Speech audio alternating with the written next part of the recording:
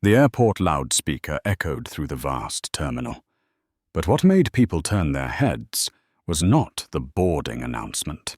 It was the sight of a middle-aged woman in dark joggers and a simple long-sleeved shirt being stopped at the priority gate. Brenda Miller, a gate agent whose weary eyes showed the weight of years at LAX, glanced from the woman's sneakers to her neatly tied hair. No designer bag, no glittering jewelry, none of the aura of power. To Brenda, this was simply a passenger out of place. "Ma'am, economy line is over there," Brenda said sweetly, but with a blade hidden in her tone. The word "ma'am" cut into pride like a knife. Standing just behind her, 7-year-old assistant Ethan Wells flushed with anger. How could someone like her, Sophia Grant, be treated this way?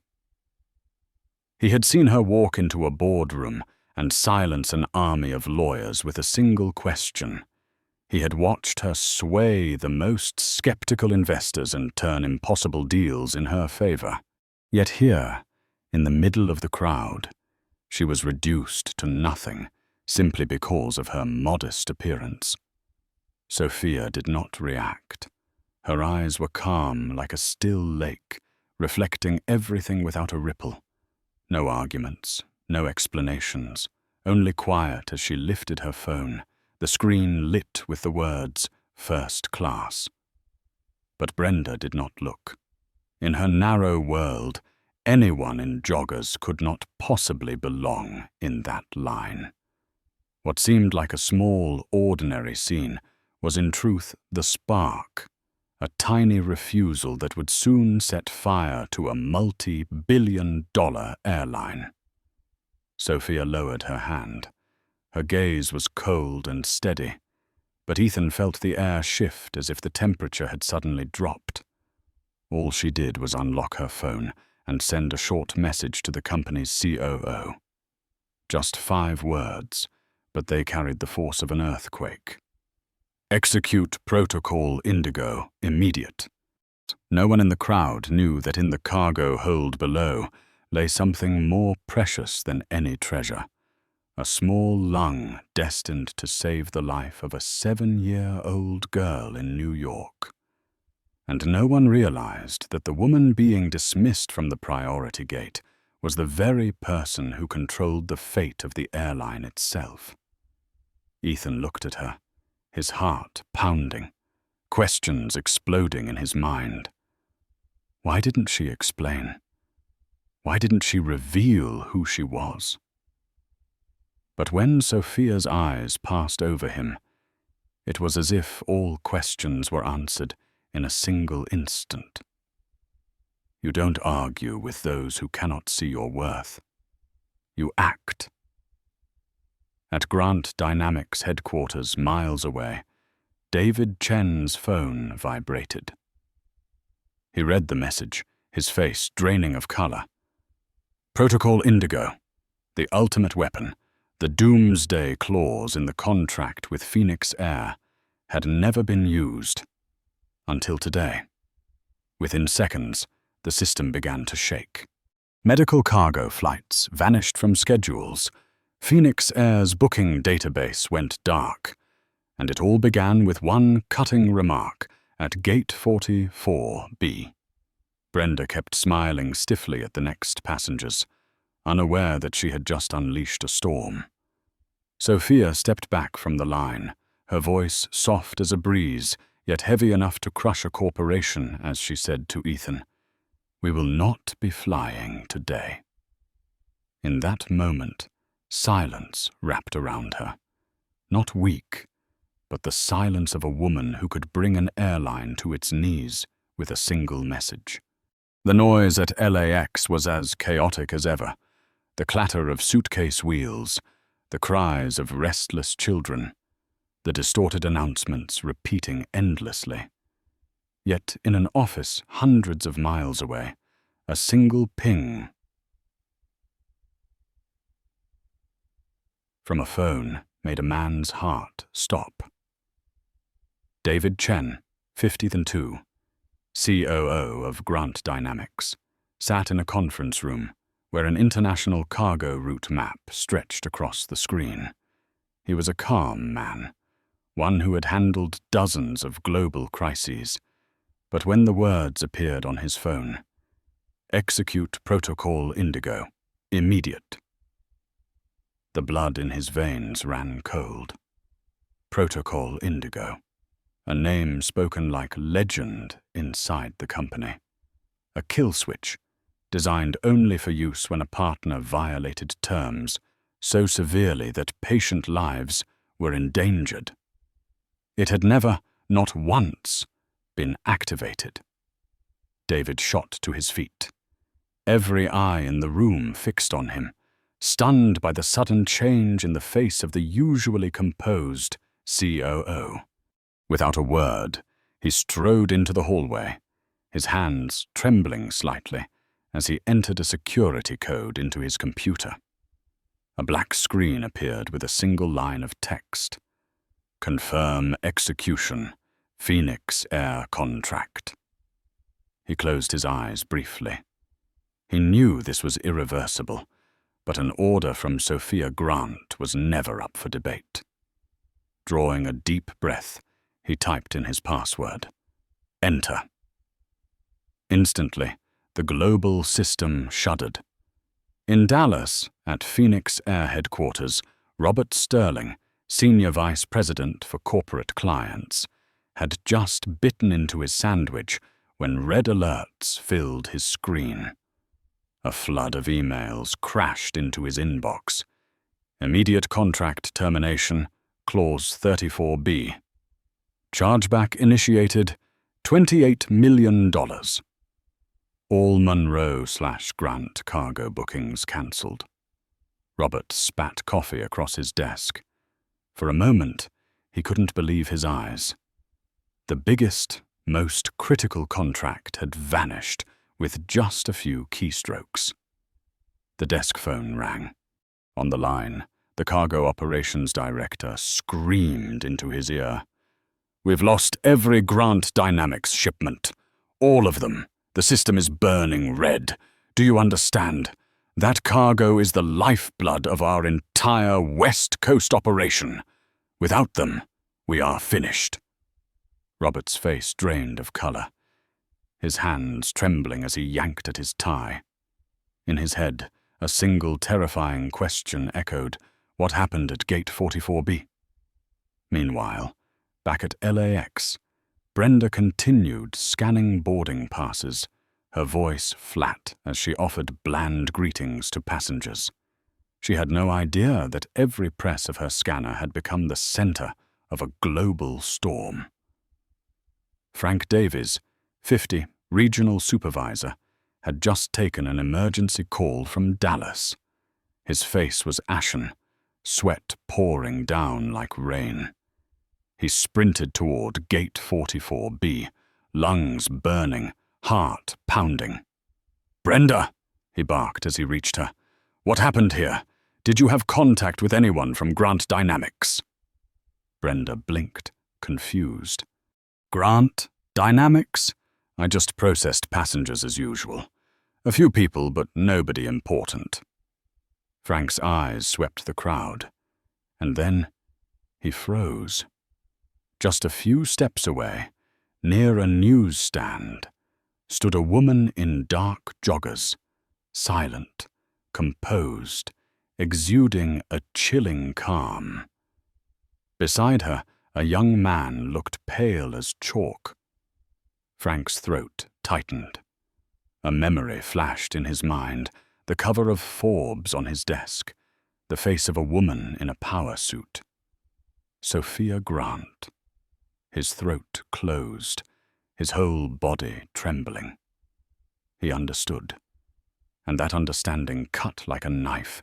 His own employee had just humiliated the one woman who could bring down Phoenix Air with a single message. Sophia glanced at the silver watch on her wrist, her eyes steady as if everything had unfolded exactly as planned. Ethan glanced at her, his chest constricting, and to him her silence thundered like a storm. She had already acted. An airline had just been laid on the operating table, and the one holding the scalpel was the very woman who minutes ago had been dismissed from the priority line. The giant electronic board at Terminal 4 flickered, then suddenly changed. The words, "On time for Phoenix Air Flight 762 bound for JFK," shifted to "delayed." Before passengers could even question it, just seconds later, "delayed" vanished, replaced by a colder word, "pending." Murmurs erupted. Phones were pulled out. People snapped photos and recorded videos, a wave of unease spreading quickly. No one knew that pending was not a simple technical glitch. It was the signal of a collapse. Brenda Miller frowned at her scanner as it suddenly rejected every boarding pass, flashing red over and over. She tapped the machine, muttering under her breath, "System must be down again."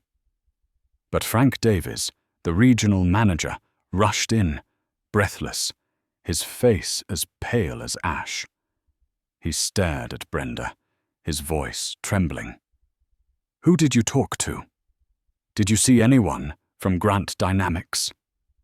Brenda blinked, confused, and shrugged. "I just saw a woman dressed like she was going to yoga, obviously not first class. I told her to get in the economy line."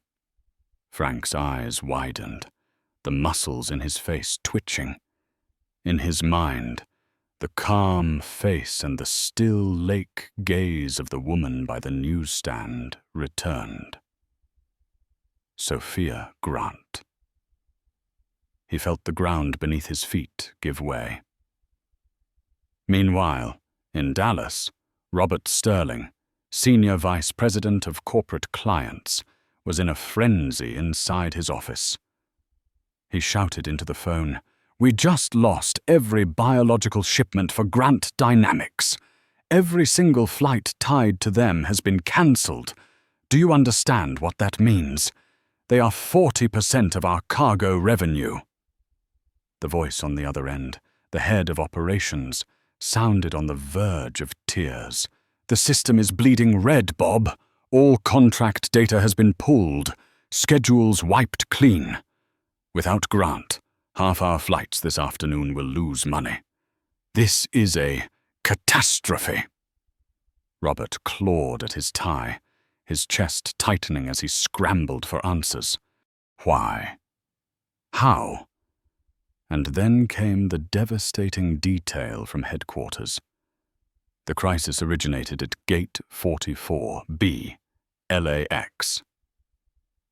At the airport, chaos swelled. Crowds surged toward the ticket counter, voices sharp with frustration. "I have a connection to Paris in 1 hour. Are you just going to leave me stranded here? Tell us what's happening." Brenda forced a stiff smile, but the noise grew louder, mixed with children crying and luggage slamming against the floor.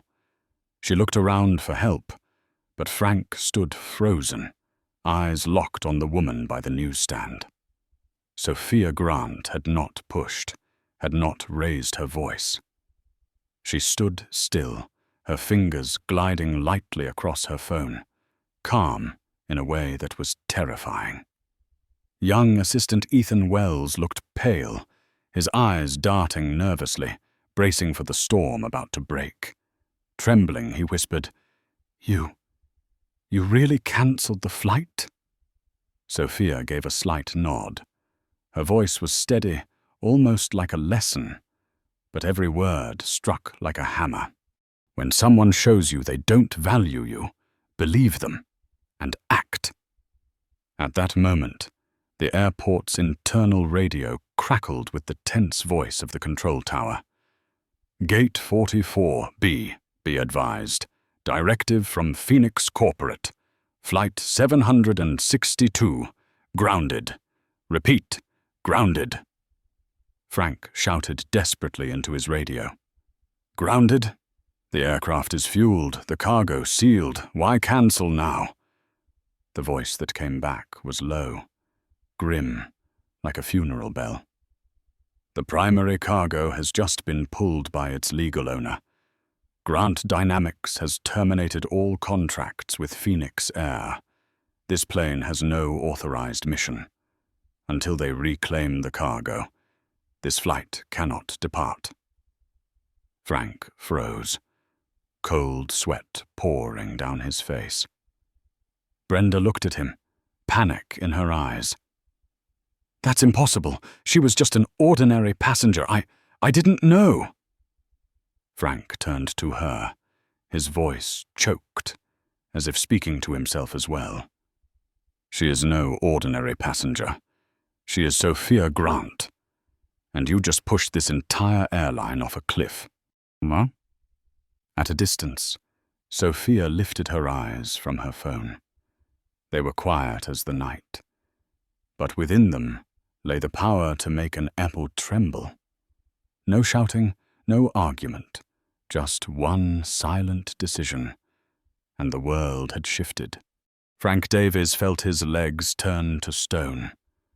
20 years of loyalty to Phoenix Air were crumbling into dust before his eyes, all because of a single moment at Gate 44B.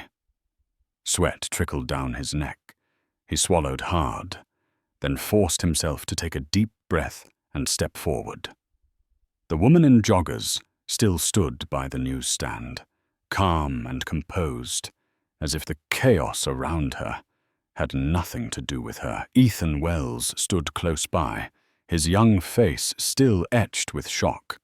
Frank could feel his own heart pounding as each step carried him nearer. Mrs. Grant? His voice trembled, awkward, like a man awaiting judgment. Sophia Grant lifted her head. Her gaze rested on Frank, not angry, not resentful, but so sharp in its silence that it made him shiver. He tried to smile, but his face was stiff. I'm Frank Davies, regional manager for Phoenix at LAX. I believe there has been a terrible misunderstanding here. His eyes flicked toward Brenda, who stood pale as if she had seen a ghost. Sophia did not answer at once. She simply folded her phone and slipped it into her pocket. That calm composure made Frank feel like a schoolboy waiting for a teacher to announce his final grade. No, Sophia finally spoke, each word dropping like the blade of a cold knife. There is no misunderstanding. Your employee looked at me, made a judgment, and acted on that prejudice. I simply accepted that judgment. Frank's throat tightened. Please, allow me to fix this. We'll seat you in first class immediately. I'll deal with that employee at once. This was just a small mistake, nothing that... Sophia's brow furrowed slightly, her gaze cutting like a knife. A small mistake? She tilted her head, her voice dropping, short and heavy like the strike of a hammer. You call insulting a customer, dismissing them because of their clothing or their skin color a small mistake. You call disregarding a partner that carries thousands of lives a trivial matter? Frank opened his mouth, but no words came. Every sentence she spoke struck directly at his deepest fear. Ethan, standing nearby, saw his boss reveal an absolute coldness for the first time. It made him shudder, torn between awe and fear. Sophia continued, her voice firm. The contract between Grant Dynamics and Phoenix Air has been terminated. It cannot be negotiated. It cannot be restored. Frank felt as if lightning had struck him. His voice cracked as he cried, "No, you can't! That contract is our lifeline. Without it, the whole system will—" "Yes," Sophia cut him off, her tone steady. "It will collapse. Because you allowed a front-line employee to decide who deserves respect. And when that culture exists, it is not the problem of one individual. It is a disease that corrodes the entire organization." The air around them grew heavy. Brenda trembled at the counter, each word tearing at her fate. Frank dropped to his knees on the spot, his voice breaking. "Mrs. Grant, please give us a chance. I'll fire her immediately. I'll compensate you double, triple. Please, the airline will die without you." Sophia looked at him, her eyes cold, but carrying a sorrow that words could not describe. She did not gloat. She did not smile. She only shook her head slightly.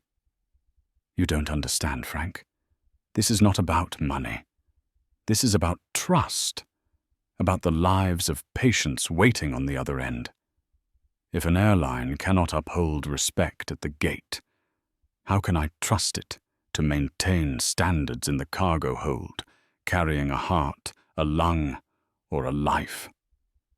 Her words tolled through Terminal 4 like a funeral bell. Ethan looked at Frank and saw a man utterly broken. Behind him, Brenda stood pale, eyes shimmering with tears. In her mind, one thought spun endlessly. "What have I done? I dragged the entire company into the abyss." Sophia no longer looked at them. She turned to Ethan, her voice calm but resolute. "Come. We have more important work to do." And with that, she walked away, her steps steady, leaving behind an earthquake. Frank Davies remained on his knees, his breath ragged, sweat pouring as if he had crossed a desert. Brenda stood frozen behind him, her trembling hands clutching a stack of boarding passes. But Sophia Grant no longer paid them any attention. She walked away, each step slow yet steady, her white sneakers tapping softly on the marble floor of Terminal 4. Ethan Wells followed close, his heart pounding wildly. "Mrs. Sophia," he asked in a trembling voice, "what about the cargo in the hold? The little girl's lung? If the contract is cancelled, it will—" Sophia turned to him, her gaze sharp as a blade cutting through fear. "I will never let a child die because of their negligence. Now it is time to initiate Helios." She pulled out her phone, fingers flying across the screen like a pianist over keys. Her voice was low and steady, yet each word carried the weight of a battlefield command. "David, Indigo is complete. Now activate Helios. I want a G550 on the private runway at LAX in 40 minutes. The medical team must reach Phoenix's cargo bay in 10. Full authorization under Crimson." On the other end, David Chen did not question. He answered with a single, crisp line. "Understood. Helios is active." Minutes later, the familiar hum of the airport was broken by the roar of engines.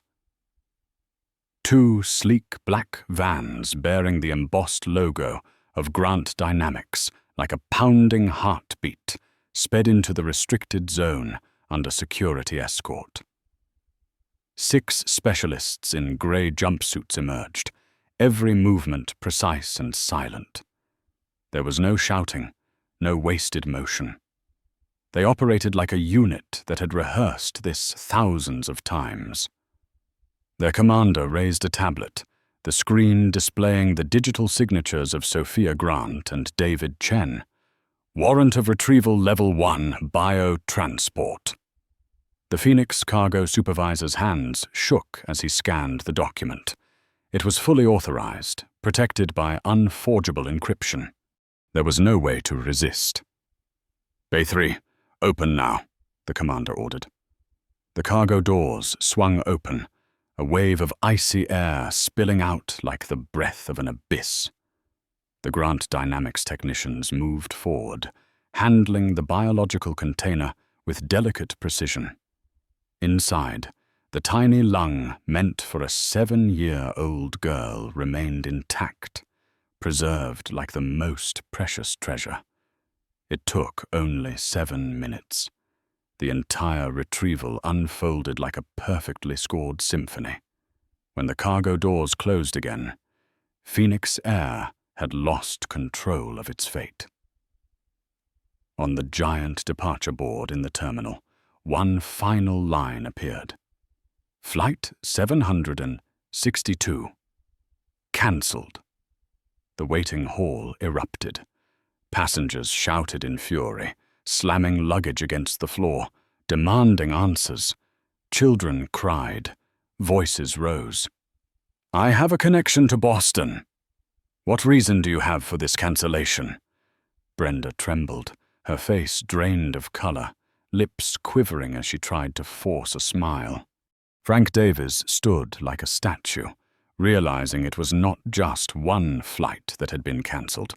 It was his career and an entire airline bleeding out by the second. Outside, a black Escalade slid into the private zone. Its door opened, and Sophia stepped in with Ethan. From the back seat, Ethan glanced out and saw the grey Grant Dynamics vans pulling away from the cargo area, escorting the priceless container. "Will we make it in time?" Ethan asked, his voice breaking with worry. Sophia leaned back, her eyes fixed on the crimson lolo of the Los Angeles sunset.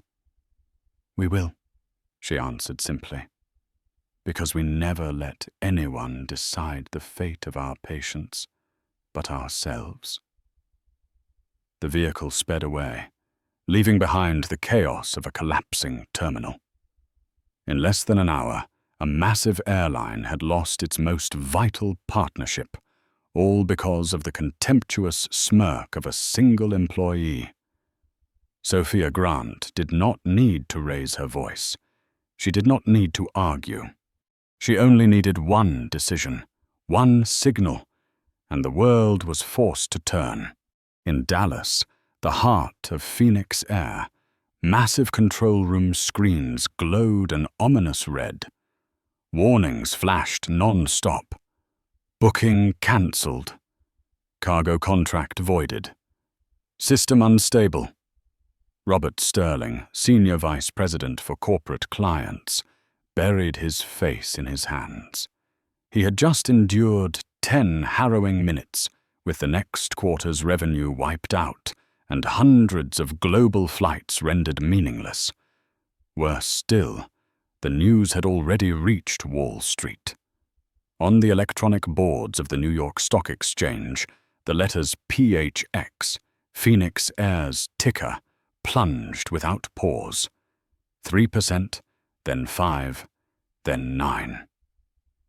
In less than an hour, more than $400 million in market value had vanished like dust scattered to the wind. At LAX, Frank Davies was on the verge of collapse.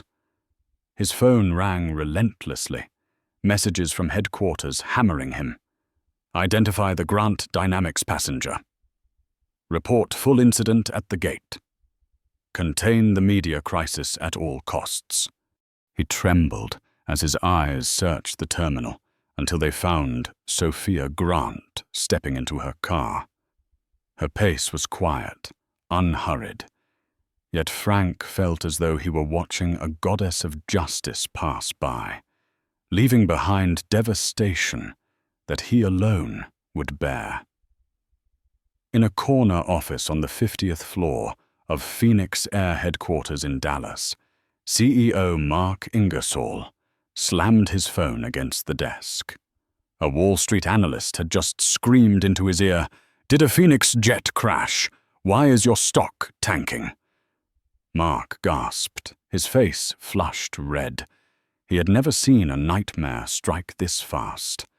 With shaking hands, he dialed a number he had copied from a confidential email months earlier, a private line he had hoped never to use. 3 rings. Then a voice, calm and cutting, answered. Sophia Grant. Mark drew a long breath, forcing himself to speak. Mrs. Grant, this is Mark Ingersoll. I want to extend the deepest apology on behalf of all of Phoenix Air. What my staff did to you was unacceptable. The employee has been dismissed. The station manager has been suspended. We will immediately launch retraining for 80,000 employees. This is a turning point. Please give us a chance to make it right. Sophia's voice was steady, without a flicker of emotion. I hear your apology. But can you guarantee that this will never happen again? That no patient will ever be put at risk because of a frown or a misjudgment at a boarding gate? Mark hesitated. He knew the truth. He was the CEO, yet even he could not control every employee, every moment. We will do our very best, he muttered. Do your best, Sophia repeated, as if tasting the words. Then she ended it coldly. Not enough. The contract remains cancelled. But to ensure patients are not harmed, my team will coordinate a 90-day transition. After that, everything ends. A single click. The line went dead. Mark collapsed into his chair, his head in his hands. The story of a billion-dollar airline had been ended by the swipe of a phone. In the Escalade speeding toward the private terminal, Ethan Wells sat in silence. He had heard the entire call over the speaker.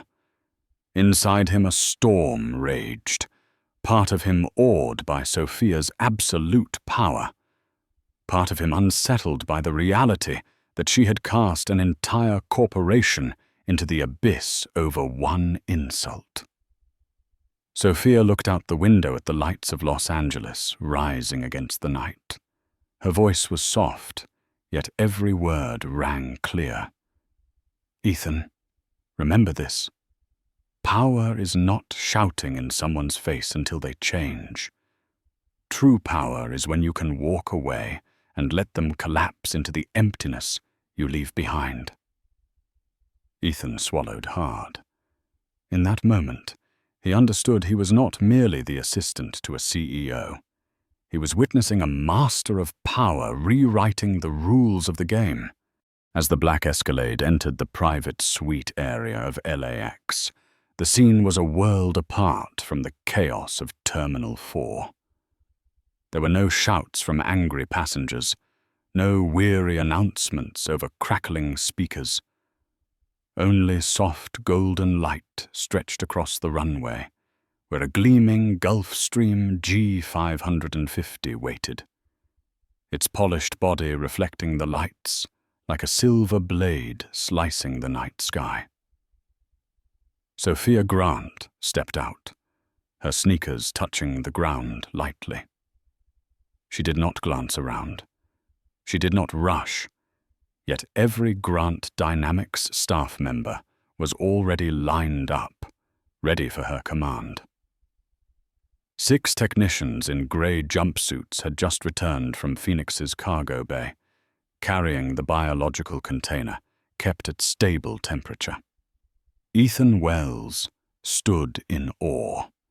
He had never witnessed such flawless coordination. Every person moved as if rehearsed 1,000 times, without wasted words, without hesitation. The container holding the tiny lung, the one that would determine the survival of a little girl in New York, was lifted onto the jet by hydraulic platform and secured in a perfectly isolated compartment. A technician gave a short report. Temperature 36 degrees, stable. Time remaining for transport, 4 hours and 35 minutes. Still within safe range. Sophia nodded, her eyes flashing with determination. Inside the aircraft, the cream leather interior was a striking contrast to the tension of the mission. Ethan sat silently across from Sophia, still shaken, while she opened her tablet, fingers swiftly moving across weather maps and flight paths. The captain, a middle-aged man with a military bearing, entered and saluted. "We've received Helios orders. The route has been cleared. NYPD will escort directly from JFK to Mount Sinai. We are scheduled to take off in 6 minutes." Sophia looked up. "Not 6, 3. The captain nodded firmly, understanding that to her every minute was a life. He turned, his voice sharp as it echoed through the radio. "Prepare for takeoff in 3. The Rolls-Royce engines roared to life, their deep thunder vibrating through the cabin. Runway lights flared as the G550 surged forward.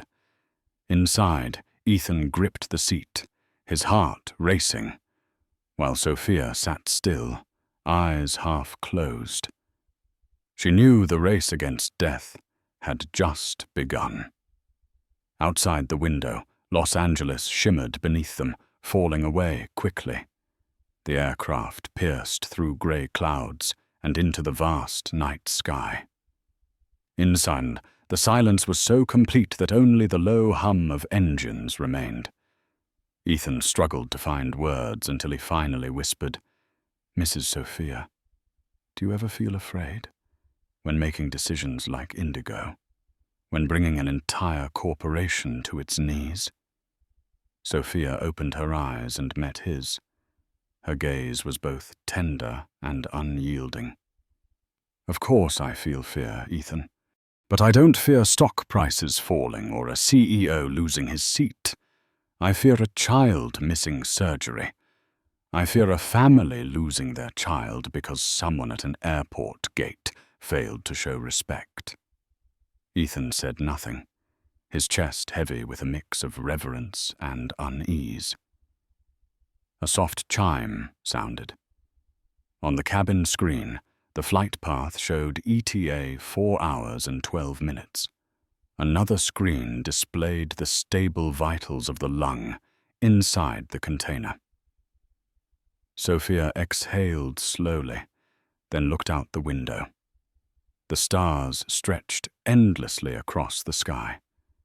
In that moment, she looked like a general, a sage, and a mother carrying the weight of the world on her shoulders. Back at Terminal 4, where she had just departed, the chaos only grew. Frank Davies was swarmed by relentless calls from Dallas. Brenda Miller was escorted by 2 security officers into a private room, her face pale as chalk. And on Wall Street, Phoenix air continued to plunge. High above, the G550 hurtled eastward, a silent yet brutal race, where every passing minute meant the difference between life and death. The Gulf Stream, 550, sliced through the endless night sky. Inside, the cabin glowed with soft golden light, luxurious yet stiflingly silent. The electronic display at the back read ETA, 3 hours, 58 minutes. The time was still within the safe limit, but the margin shrank with every passing minute. Ethan Wells sat across, sweat beading on his forehead, despite the cool air. His eyes were fixed on Sophia Grant, who sat upright, her gaze locked on the monitor displaying the vitals of the biological container. Each steady, simulated heartbeat on the graph represented a piece of the little girl's life in New York. Suddenly, Sophia's wristwatch vibrated softly. She tapped it, and a voice came through. "Dr. Grant, we need an update immediately. This is Dr. Anna Sharma at Mount Sinai. The surgical team is ready, but the buffer time has dropped to only 50 minutes. Can you guarantee the ETA? The air inside froze. Ethan swallowed hard. This was the question that placed an entire life squarely on Sophia's shoulders. She did not hesitate. Her voice was deep, clear, each word carrying absolute authority. Dr. Sharma, prepare your team. The moment I step off at JFK, the container will be in your hands. 58 minutes, no more, no less. A breath of silence came through. Then Dr. Sharma replied firmly, "We will trust you. Do not let this child down." The call ended. Ethan turned to Sophia, eyes wide. You just made a promise you cannot guarantee with absolute certainty. What if something goes wrong? Sophia cut him off, her voice cold as steel. Nothing will go wrong. When you leave room for doubt, life is already lost.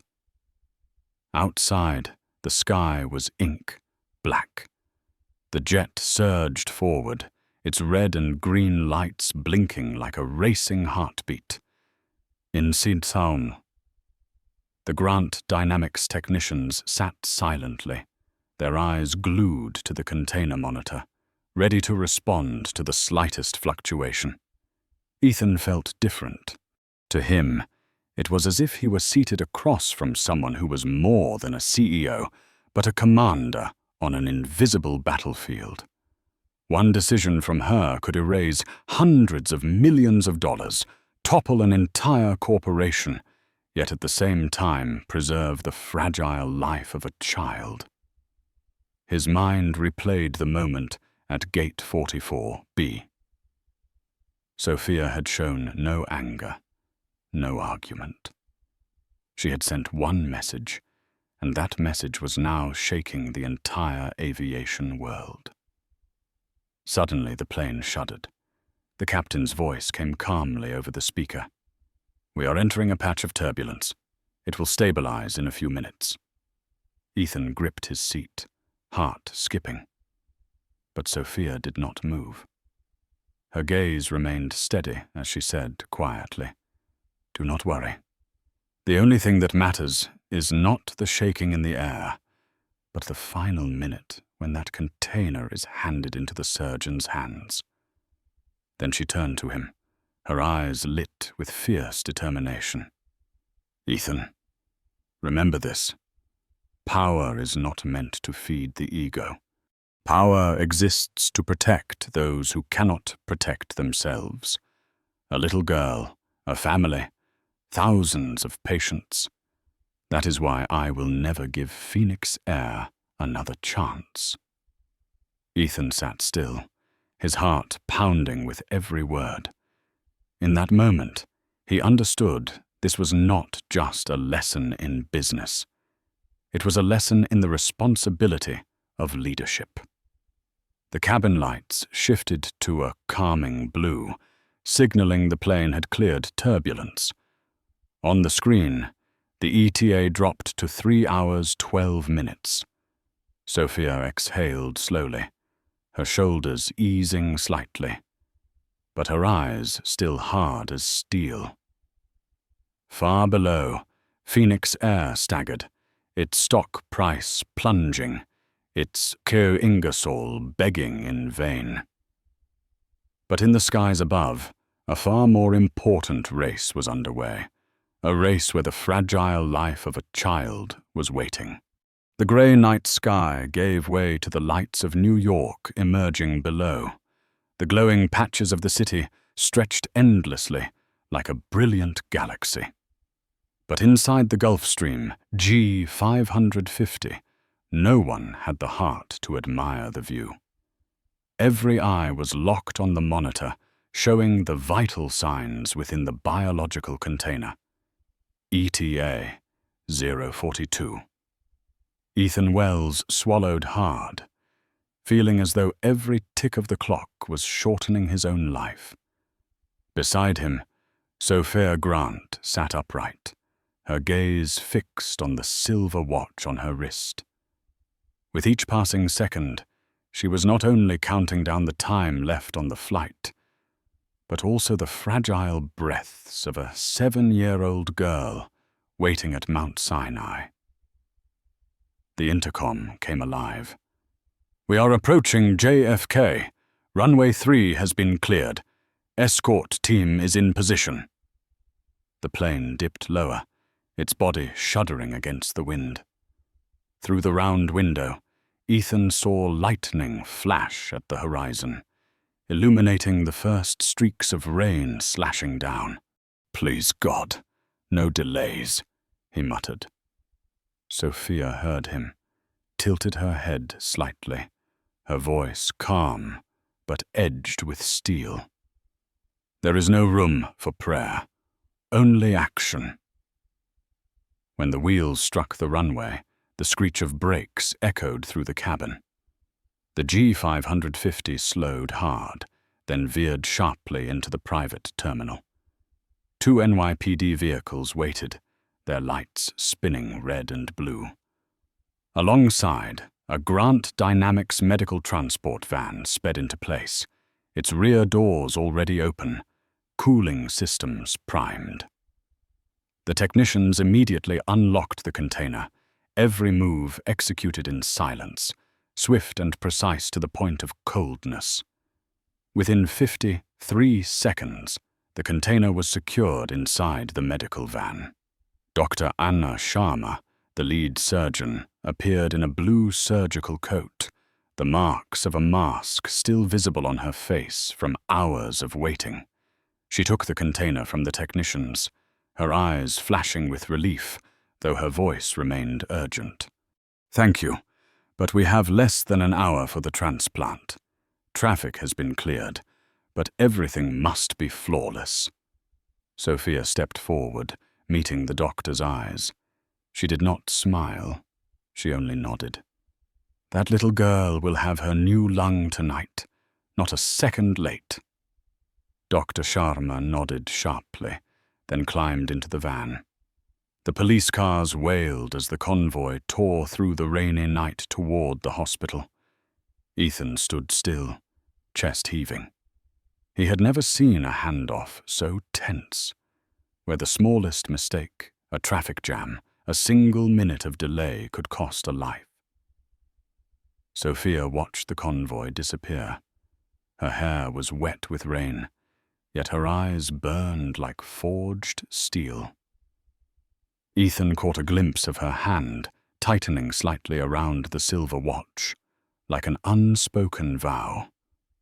Elsewhere, just a few blocks away, the phone of Phoenix Air's CEO rang without pause. Messages poured in from Wall Street, from the board of directors, from furious investors. Images of Flight 762's cancellation spread across social media, igniting outrage. But to Sophia Grant, all of it was now a distant echo. She knew the real battle was unfolding in an operating room at Mount Sinai. In the heart of Manhattan, heavy rain poured down as if trying to swallow the city lights. On the top floor of Mount Sinai Hospital, the operating room lights blazed without rest for hours. Figures in blue surgical coats moved like dancers in a tense rhythm.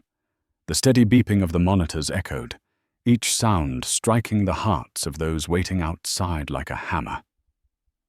Inside an Escalade parked not far away, Sophia Grant sat motionless, her eyes fixed on her phone screen. Ethan Wells sat beside her, his hands clenched so tightly his nails pressed into his skin without him realizing it. He had never experienced silence so heavy. Outside were the sounds of sirens and rain tapping against the glass, but inside the car, there was only the pounding rhythm of 2 anxious hearts. Then the phone vibrated. A message appeared. Sophia opened it, the glow of the screen lighting her face. A photo filled the display. Dr. Anna Sharma inside the operating room, mask removed, her eyes weary but shining with relief. Her fingers formed the signal of success. The caption was brief. The lung has been transplanted, heartbeat stable. The little girl is a fighter. Sophia exhaled slowly. For the first time in a day, her shoulders eased. A faint smile touched her lips. Not the smile of a CEO who had just toppled a corporation, but the smile of a woman who had saved a life. Ethan saw the change in her, astonished. He asked softly, You feel relieved now?" Sophia turned, her eyes deep, and nodded.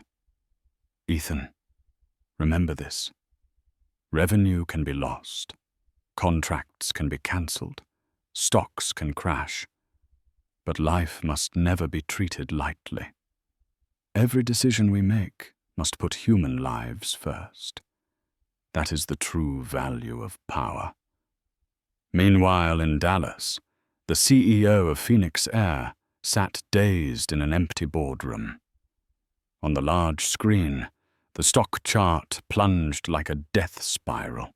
The board of directors was in an emergency session while his phone buzzed non-stop with furious messages from investors. One mistake at Gate 44B had turned an entire corporation into a global laughingstock. No one remembered the name Brenda Miller, the woman who uttered that contemptuous line.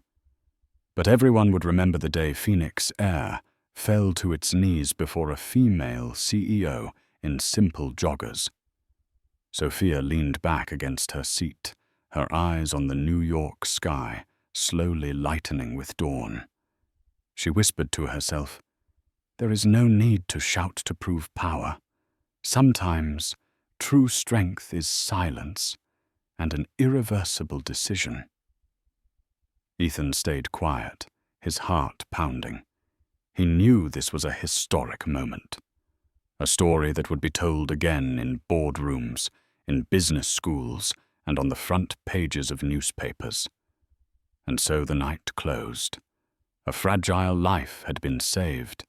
A giant airline had collapsed, and it had all begun with a single contemptuous smile at a boarding gate. In business, money and contracts are just numbers, but respect is the true foundation. A single contemptuous smirk, a small prejudice, can ignite a disaster worth billions. Sophia Grant reminded us of an undeniable truth. When respect disappears, trust collapses, and an entire empire can be brought to its knees. If you believe that every human being deserves to be treated fairly, leave a like for this story. Don't forget to hit subscribe so you won't miss the next dramatic journeys, where truth and power are always put to the test. And before you go, drop a short comment. Respect first. Because sometimes even the smallest reminder is enough to change the world.